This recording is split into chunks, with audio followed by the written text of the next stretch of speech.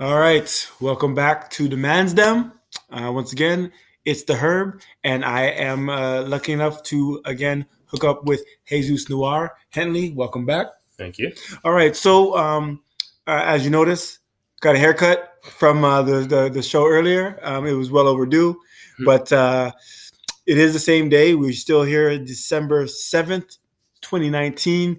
Finally got a chance to hook up with T. Rome. So now we're going to switch gears a little bit. We did quarter season awards, but we're going to dig a little deeper and we're going to make an argument for Luka Doncic as the MVP. So no one better to provide that information and that vote of confidence than Jesus Noir. So what we'll do is we'll compare and contrast the seasons of Luka and LeBron, Luka and Harden, and basically on those details, this is why early on we believe Luka Doncic is this year's MVP. So let's talk about Luka over LeBron first. Yeah, well, I'll give you the fact that LeBron has had a great comeback season so far. He's Absolutely. leading the league in assists, which is, it's almost like he's just doing it just because he's like, well, I haven't done this, so let's try this now and everything. Right. And I mean, they did at the beginning of the season say that they wanted to run the offense through Anthony Davis. So, I mean, it's not fully unexpected that he's doing this. I mean, he's having a great year, of course. I mean, he is LeBron James, and we should be cognizant of not, just kind of normalizing his greatness. And arrested LeBron James at that. No playoffs last year, so he's got fresh legs, fresh knees, whatever. Exactly. So, like missing the playoffs last year is almost like what he needed to kind of reinvigorate himself, physically and mentally, for sure. Right. So he's definitely he's one of those people that you could look at and say, in a regular year, he can be an MVP, no problem. Easily. To me, I look at Doncic and say that he's the way he's playing right now. I mean, they just beat LeBron and the Lakers not that long ago in LA, which is a huge in win. LA. Stopped that I believe it was 10-game win streak at the time. So I mean, LA was clearly streaking and clearly playing at a high level, and then the Mavericks went in and kind of handled their business and took out the Lakers. And he and Doncic outplayed LeBron in that game. I mean, and Doncic he's played at such a high level, and he's making it look so easy. He's like. Not to make a comparison, for a second-year guy who's 20 years old, but I mean, at the same time, this is a guy who's been playing with men absolutely for a very long time. You can't discount that, for sure. I mean, he's playing with men when he's such a young kid that he's probably looking at it right now like, this is simple because, like, I mean, there's nothing for me to fear, right? Because I played when I played with men when I was a lot younger, and I feared him then. There's no reason for me to fear him now, right? So he's playing at a high level. And like I said, he's making it look easy. He's not to compare him to LeBron in LeBron's early days, right? But when LeBron would just be a stat stuffer, he was a guy that would just make it look really easy. And now you're seeing Doncic kind of become that guy, making everything look super easy. I mean, his shot is just, I mean, it's fantastic. He's got that nice step back, so he can get that real nice separation. He's definitely challenging Harden for the best step back in the league. Yeah, he definitely is. I mean, he's as I said, he's got the stats. He stuffs the stats. So I mean, he's got like the assists. He's got the rebounds, the points. He's pushing. His numbers are just so through the roof right now, as far as like what you would have expected from a second year guy who's only 20 years old. And I know we said earlier that he's been playing with men, but still, he's a second year guy in the NBA. It's not supposed to be this easy for him. And just latest news, he's on the cusp of passing Michael Jordan for the longest streak of a 25-5 streak. And I got to tell you, there's no reason like that won't happen next game. I'm sorry. If he doesn't do it, I'd be absolutely amazed that he doesn't accomplish this goal. Quite honestly, even if he doesn't do it for whatever reason, if that doesn't happen, I feel like he'll just do it at some point in time later in the year anyway, right? Just start another streak and just end up doing it. Yeah. It seems almost inevitable to me that is going to be broken. I mean, take that for what it's worth. But you look at Doncic and the fact that he's averaging close to a triple-double. And now I know that, Westbrook had done it for a couple of years, and you'd say, well, that's been done, blah, blah, blah. But when I looked at what Westbrook doing it, I just felt like it was different. I felt like it wasn't as, as big of a boost to the team as what Doncic is doing. Doncic is kind of he's pretty much making this Mavericks team a contender. When people look at them and said, they have two guys who are superstars, but they're not like the other two superstar teams. They're still probably a lower tier level two superstar team, and now you have to look at them and actually consider them as potential.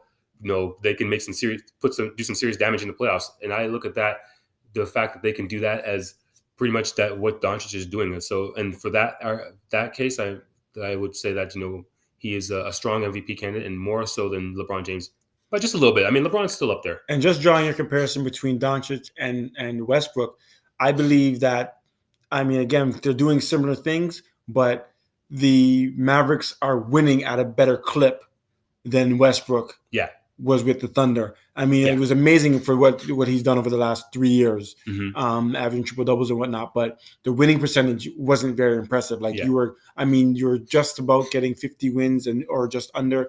But a lot of those triple doubles went for naught. They weren't in victories. I don't think there's very often where you find Luka getting a triple double and them not getting a win. So just for that particular comparison, he's doing a lot more with the stats. It felt different when Westbrook was doing it. It felt like it almost felt forced. It didn't feel like it was part of the game flow, and like it was like a positive triple double, if you want to call it that. Fair enough. Versus like that triple trouble, man. Westbrook, it felt kind of like well, he might get a triple double, but we have absolutely no idea whether or not his team is actually going to win this game. Right. Whereas with Doncic, you feel that he's getting a triple double, and that is crucial to the fact that they're going to actually win this game. Yeah, that's at least how I feel about it. So head to head with LeBron, they have the big victory in LA, and the game in Dallas. It very easily and arguably should have been won by Dallas, if not for a missed free throw by DeLon Wright, and then a missed call. On the other end, Dwight Howard, who held Seth Curry, who was either going to probably get his hand on that pass from LeBron to Green in the corner, who eventually made the three. So, and then the Lakers pulled it off in overtime. But again, two strong outings against a very strong Lakers team. Yep. And Luka went head-to-head with LeBron in the first game and outdueled him in the second game. So I agree with the edge for Luka in that game. The next one, Luka versus Harden for the MVP conversation. Harden's a very interesting. He's another guy that he's averaging close to 40 points a game. It's like it's ridiculous. Man. Yeah, and we're almost normalizing those aspects of his game, like the fact that he can just score almost at will. He'll score 40 points in a game. Sometimes he'll take 40 shots to do it, something like that, right? But in general, he's clearly a born scorer, and it's unbelievable to actually watch him operate, because he is relentless trying to get into the paint and trying to score. And no matter what's going on in the game, no matter how badly he's shooting, he will continue to put up shots. He's like almost the coach's dream. The whole game, the whole team, the whole team's in foul trouble. Yeah, and and this is a team that has Westbrook on it as well. So you've got to consider the fact that he's getting all those points even with Westbrook on the team. So you can clearly see that a guy like him is very, very talented. He's tremendous. So. He's a guy that could be very worthy of being an MVP. Absolutely. Again, with Doncic, I like all the stats that he puts up, and I like the fact that I feel like without Doncic on that team, even with Kristaps Porzingis, I don't feel like that he's enough to really kind of make this team be as good as what they are. I feel like if you took Kristaps Porzingis off that team and you had Doncic on there, the way he's playing at this now, from the jump from year 1 to year 2, I feel like that team would still be a playoff team and not just like an 8th seed, probably somewhere in the 6 or 7. Okay. So I like him on that level. So let's look at it from that standpoint. Yeah. Good point you made. So let's remove LeBron from the Lakers, remove Harden from the Rockets, remove Luka from the Mavs. Yeah. Which team is in worse condition without those players on their rosters? I definitely look at it as Dallas will be in the worst position, because you take Harden off of the Rockets, you still got Westbrook, you still got Capella, you still got some really good talented players on the team, you still got a decent bench. So I think that those guys would still be able to be really solid. Be a bit of an adjustment period for sure. You got D'Antoni as a coach, but he always knows how to get the most out of his offensive with the players that he's got.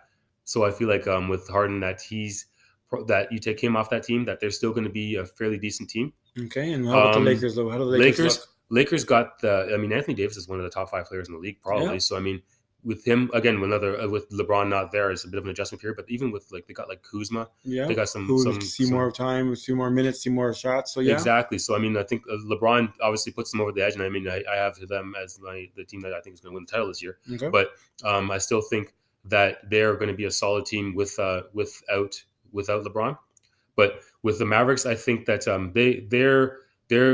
don't look at them as a playoff team without Luka, just because so much of the offense goes through him, and he's so dynamic in all levels. And I think his energy actually helps that team even more. It's just like one of those things that's a little bit more intangible.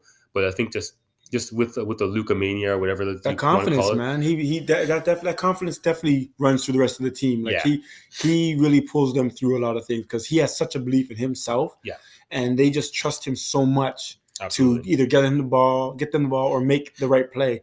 That I think, his confidence permeates throughout the team, and he can really lift them forward. Yeah, absolutely. So I mean, I while I think the Rockets and the Lakers without their main superstars would still be playoff teams, I look at the Mavericks and I say I don't think this is a playoff team without Doncic, just because I don't look at them as having enough of the other players that like point guard or like a point guard or anybody else who's a real strong superstar at this point. I mean, Porzingis is decent. I mean, I think he's pretty. I'll give him more credit than being decent. I think he's really solid. But I think what Doncic does really helps to drive him. I think he kind of needs Doncic at this point in his career, just especially coming off the injury and everything. And we're still yet to get a full season from KP6, right? So who knows what he's going to be on the long haul, right? Because he gets these spurts and he looks fabulous, then he gets hurt. Can he maintain that level for a full season? We don't know that yet. Exactly. It's similar talks with Anthony Davis, just to segue. We don't know what he can do over an 82-game season because we haven't gotten that yet. Yeah, he's a tremendous talent, but often hurt. So you're right. Like I don't know what that Mavericks would be without Luka, with KP, because we don't know if he can give us a whole season, right? Yeah, that's exactly. All right, so switch gears a little bit because just so happens we focused on Western Conference and their top players. Without a doubt, the front runner in the Eastern Conference as an MVP candidate is Giannis Antetokounmpo, the Greek Freak. How do you see him versus Luka in the MVP conversation?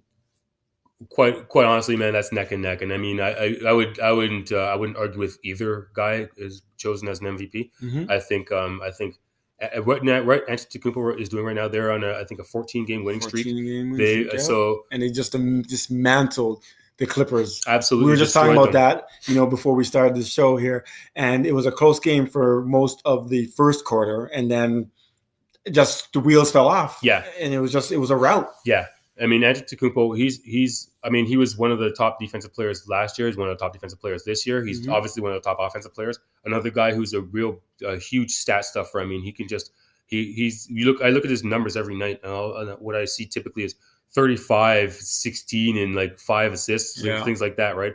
And I mean, I think he's getting better and more confident as a shooter. Still not there, obviously, but he's kind of. I mean, if he continues to, on the trajectory that he's on right now, he could be more of an outside threat by the end of the year. He just needs to keep guys honest. That's all that matters. Because if he's got people that are going to run at him to protect that three, and he's just going to, run right past them to the lane, that's like 2 steps for him. That's the 3-point line, right? Exactly, right. So I mean, he can get to the rim pretty much from anywhere on the court, basically. So I mean, he's at will, and he's a physical specimen. Like he's just unbelievable to watch him play, because he can just manhandle guys who are grown men and just make them look foolish.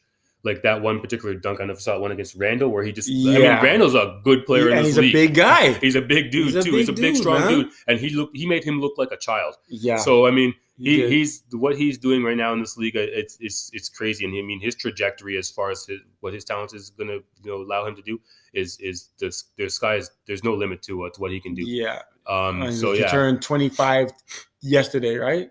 Yeah. So I mean, insane. So I think that when you look at those two guys, I think those two guys are neck and neck in MVP voting, and I wouldn't have any issue with either of them guys getting it. Yeah, I agree. I think just because it's a media pick essentially, I think Luka is definitely the sexier pick, especially because Greek Freak got it last year, Yeah. and LeBron has done it so many times before. Yeah. The Beard got it last year. The Beard's been a candidate for it for the last 3 years. So I think Luka is the new sexy pick. So again, if everybody, if all the people we mentioned remain their trajectory for this year, I believe Luka gets it. One, because he gets the Mavericks into playoffs, Yeah. and two, because he's the new sexy pick. Yeah. And Yeah. nothing the media loves more than to anoint someone else as the next, face of the league. So Yeah, absolutely. I think all candidates mentioned are definitely worthy. Harden would be on the bottom of that, just because essentially his volume. Yeah. He's a volume shooter. Yeah. His game is predicated on free throws, and the 3-point shots, like maximizing the analytics. Yeah. And I think because of that, he's already gotten his thing. His scoring title won't mean anything. Yeah. And unless he puts the Rockets to say like a top seed in the West, I don't know that he's going to get any real consideration for MVP. But again, I agree. He's having an amazing season. Don't knock the skills. He does things that no one else does right now. Yeah. But I think just, again, it's media who's voting on this. I think they've kind of grown tired of the one-trick pony, so to speak. Yeah. And Luka is the fresh face. In terms of how the writers would put it, I would say it's Luka, LeBron, Giannis, and then Harden. Okay. And then Siakam, if he's kind of been on a slight downturn in maybe 3 games. Mm-hmm. But again, depending on how the Raptors finish out, he's going to be a big key in that.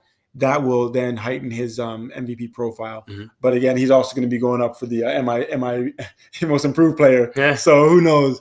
But I think Luka's the front runner right now, and Giannis and LeBron are close behind. But it's an interesting race. They're all doing really great things, so it'll be interesting to see how this all plays out.